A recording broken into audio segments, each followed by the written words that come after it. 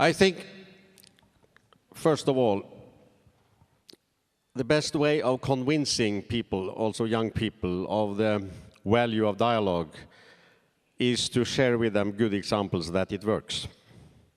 Let me mention one example from my home country. In Norway, back in 2006, there were also printed the well-known Muhammad cartoons, as in our neighboring country, Denmark. And we were really afraid of conflicts in our own country between Muslims living there, mainly as immigrants, and the rest of the Norwegian population.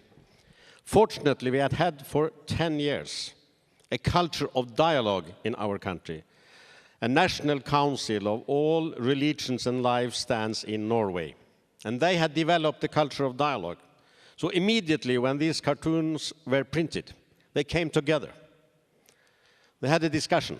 They managed to come out with a common statement between the Islamic Council and the Lutheran Church of Norway, and which contributed to calm down the tensions and avoided conflicts in Norway, different from other countries where these cartoons were printed. That was a concrete example of that dialogue works. Because we know that conflicts in the world, they are not mainly about culture and religion. They are about power, resources, land, and so on.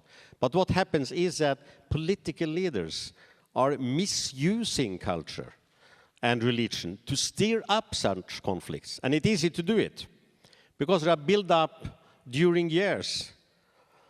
Images of enemies, stereotypes through media, because a lack of knowledge of the others.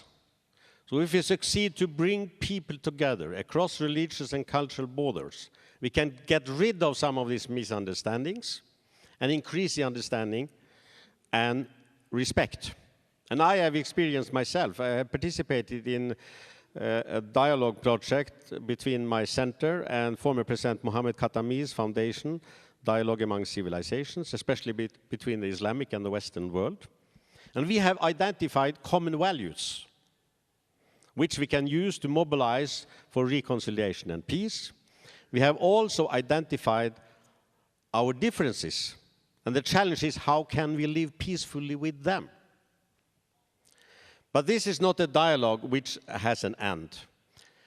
Dialogues must be an ongoing exercise all the time to create a culture of dialogue. And I'm convinced that if we succeed to create a culture of dialogue, this will consequently lead to a culture of peace, because if you are sitting together, talking, listening, respect each other, then you will not start to shoot on each other.